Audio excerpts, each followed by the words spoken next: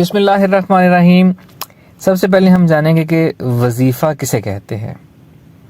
کسی بھی اللہ تعالیٰ کے کلام کو، اللہ تعالیٰ کے نام کو ایک خاص تعداد سے پڑھنا، خاص ترتیب سے پڑھنا اور خاص مقصد سے پڑھنا، اس کو وظیفہ کہتے ہیں۔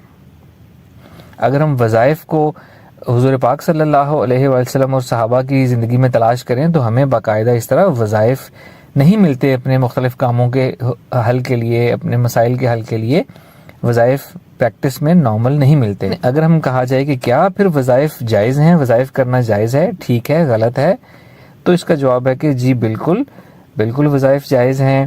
جائز ہونے کی شرائط ہوتی ہیں کہ کوئی ریلیجن سے باہر کی چیز نہ ہو، کوئی خلاف شریعت کام نہ ہو۔ ایک واقعہ حدیث پاک ہے کہ اللہ کے رسول صلی اللہ علیہ وآلہ وسلم کے پاس ایک شخص آیا، اس نے اپنی غربت اور تنگ دستی کا اظہار کیا، تو حضور پاک صلی اللہ علیہ وآلہ وسلم نے اس کو ایک وظیفہ عنایت فرمایا، اور وہ یہ تھا، آپ نے فرمایا کہ صبح صادق جب طلوع ہو تو صبح صادق کے وقت آپ نے 100 دفعہ یہ پڑھنا ہے، سبحان اللہ و بحمدہ سبحان اللہ العظیم استغفر اللہ۔ تو یہ وظیفہ آپ نے اس کو عنایت، ان صحابی کو عنایت فرمایا۔ پھر اگلا سوال، ایک اہم سوال پیدا ہوتا ہے کہ یہ وظیفے ڈیفرنٹ کاموں کے لیے ڈیفرنٹ وظیفے آتے کہاں سے ہیں، یہ بنتے کہاں سے ہیں؟ تو ان کی 2-3 مختلف صورتیں ہو سکتی ہیں۔ پہلی صورت یہ کہ کچھ اللہ کے نیک لوگوں نے، بزرگوں نے، خاص لوگوں نے کسی خاص ترتیب سے وظائف کیے، ان کا رزلٹ دیکھا، اور پھر وہ لوگوں کو تعلیم کرتے ہیں کہ اس مشکل سے نکلنے کے لیے اس ترتیب سے یہ وظیفہ کریں تو آپ کو اللہ تعالیٰ اس مشکل سے نکالیں گے۔ دوسری صورت یہ ہے کہ کچھ لوگ ہوتے ہیں جو علم الاعداد یعنی نیومرولوجی کے ایکسپرٹ ہوتے ہیں۔ علم الاعداد سے وہ کسی بھی صاحب جو ضرورت مند ہوتا ہے اس کے نام کے یا اس کی ڈیٹ آف برتھ کے اعداد نکال کے اس سے ریلیونٹ یا اس کے کورسپونڈنگ کوئی ایسا اللہ کا کلام، آیت یا اللہ کا نام کہ وہ اعداد نکالتے ہیں اور اس کو سوٹیبل قرار دے کے بتاتے ہیں کہ آپ یہ چیز اپنی زندگی میں شامل کریں تو اوورآل زندگی میں آپ کو یہ چیز فائدہ دے گی، کنسٹرکٹیو انٹرفیرنس دے گی۔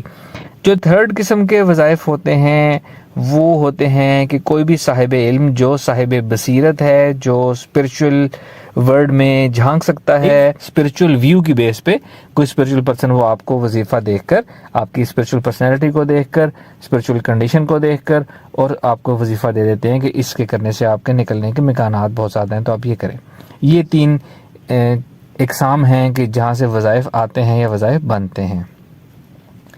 پھر ایک اہم سوال ہے، کیا وظیفے کے لیے اجازت چاہیے ہوتی ہے؟ جی بالکل وظیفے کے لیے اجازت چاہیے ہوتی ہے۔ کتابوں سے دیکھ کر وظیفے بالکل بھی نہیں کرنے چاہیے۔ کتابوں سے دیکھ کر وظیفے کرنے سے فائدہ بھی کم ہوتا ہے اور اس میں پاور بھی کم ہوتی ہے۔ پھر ایک اہم بات یہ ہے کہ کچھ لوگ ایسے ہوتے ہیں جو انہوں نے خود کہیں وظیفہ سے سنا، کہیں سے سنا وظیفے کے بارے میں، خود پڑھا یا اپلائی کیا، اور دوسروں کو بھی کسی کا مسئلہ سنتے ہیں تو اس کو بتاتے ہیں یہ وظیفہ کرو۔ ایسا بھی نہیں کرنا چاہیے۔ جو کوئی بھی وظیفہ کیا جاتا ہے اس کی اپنی اسپرچول امپلیکیشنز ہوتی ہیں، جو کوئی اسپرچول پرسن ہی اس کا وزن، اس کا زور اٹھا سکتا ہے، اور ہر کسی کو ایسے وظائف نہیں دینے چاہیے۔ اگر تو وہ پاورفل ہے تو وہ اس کو نقصان نہیں پہنچائیں گی، اگر وہ آتھرائزڈ ہے، صاحب علم ہے جو وظیفہ دے سکتے ہیں، تو یہ شیطانیت اس کو ڈسٹرب نہیں کرے گی۔ لیکن اگر کوئی عام شخص کسی کو وظیفہ دے گا تو اس کے وظیفہ پڑھنے کا زور بھی آپ کے اوپر آئے گا، تو آپ نے خود سے کسی کو لوگوں کو وظائف نہیں بتانے۔ پھر ایک سوال ہے کہ وظیفہ کرنے کا بیسٹ طریقہ کیا ہے، یا وظائف، اس سے پہلے میں آپ کو یہ بتا دوں کہ وظائف کیسے اثر کرتے ہیں۔ وظائف ایسے اثر کرتے ہیں کہ اس میں کچھ 5 اس میں محرکات ہیں جو اثر کرتے ہیں، 5 فیکٹرز ہیں۔ پہلی بات، کلام پاک کی اپنی برکت ہوتی ہے، اس کی اپنی تاثیر ہوتی ہے۔ اللہ تعالیٰ کا کلام ہے، اللہ تعالیٰ کا کلام پڑھیں گے تو اللہ تعالیٰ اس میں برکت ڈالے گا۔ دوسری بات، کلام پاک پڑھ کے دعا کی جاتی ہے کسی بھی وظیفے کے بعد، تو ایک ویسے دعا کرنا الگ معنی رکھتا ہے، اگر کچھ اللہ کا کلام پاک پڑھ کے دعا کریں گے تو اس دعا کی زیادہ قبولیت کے چانسز ہوں گے۔ تو دوسرا فیکٹر ہو گیا دعا۔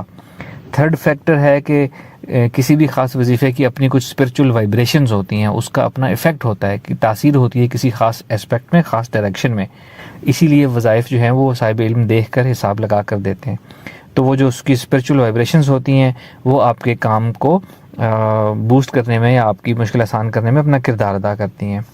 اس کے بعد چوتھی چیز آ گئی صاحب علم، جو کلام دینے والا ہے، جو آپ کو وظیفہ دینے والا ہے، اس کی اپنی پاور وظیفے کے پیچھے کام کرتی ہے، یہ اس کا یقین ہوتا ہے، اس کا اللہ سے تعلق ہوتا ہے خاص، اور وہ کسی کو اس یقین سے وظیفہ دیتا ہے کہ آپ یہ کام کریں گے تو اس سے آپ کو یہ فائدہ ملے گا۔ تو صاحب علم جو کلام دینے والا ہوتا ہے، اس کی پاور، اس کا اسپرچل مقام، وہ اس وظیفے میں اپنا اثر رکھتا ہے، تو وہ بھی آپ کو فائدہ دیتا ہے۔ پانچواں فیکٹر یہ ہے کہ وظیفہ کرنے کے پیچھے لا آف اٹریکشن ہوتا ہے۔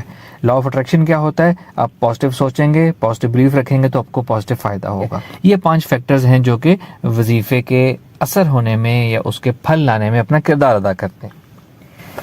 اب یہ کہ وظیفہ کیسے کرنا چاہیے، اس کا بیسٹ طریقہ کیا ہے؟ سب سے پہلی تو ہم نے بات جان لی کہ اجازت لے کر وظیفہ کرنا ہے۔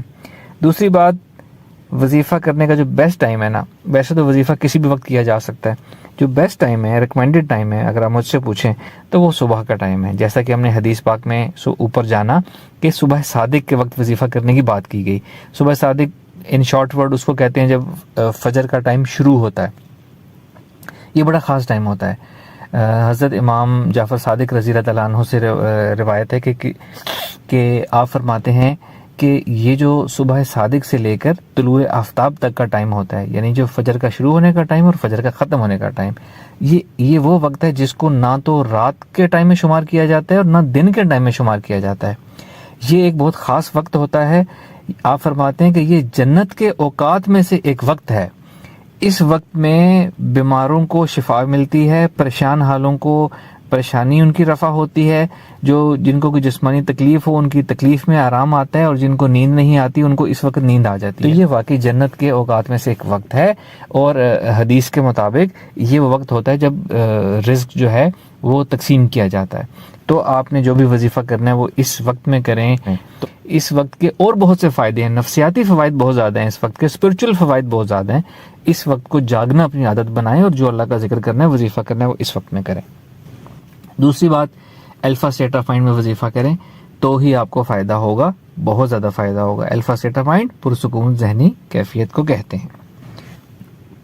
تیسری بات، یقین کے ساتھ وظیفہ کریں۔ اگر آپ کو یقین نہیں ہے کہ آپ کا کام ہوگا اس وظیفے سے تو آپ کو فائدہ نہیں ہوگا، پورے یقین کے ساتھ کریں۔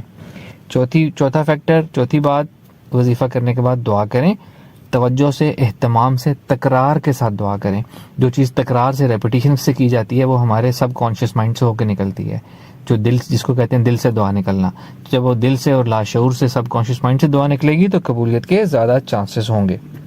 پھر ایک اہم بات یہ ہے کہ اس میں آپ کی نیت کیا ہے۔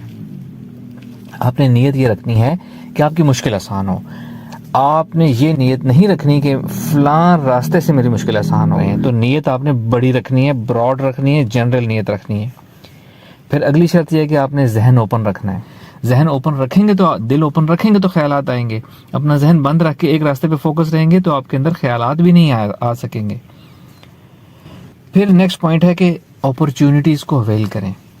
جب آپ کے اندر مختلف خیالات، آپ کے ذہن میں راستے نظر آنا شروع ہو جائیں گے تو ان راستوں کو کنسیڈر کریں۔ کیا پتا اللہ تعالیٰ آپ کے وظیفے کے جواب میں ہی کوئی راستہ آپ کو دکھا رہا ہو کہ آپ کا کام اس راستے سے ہونا ہے، تو اگر اس کو چھوڑ کے آپ کہیں اور لاک آن ہوئے ہوئے ہیں تو آپ کا کام نہیں ہو پائے گا۔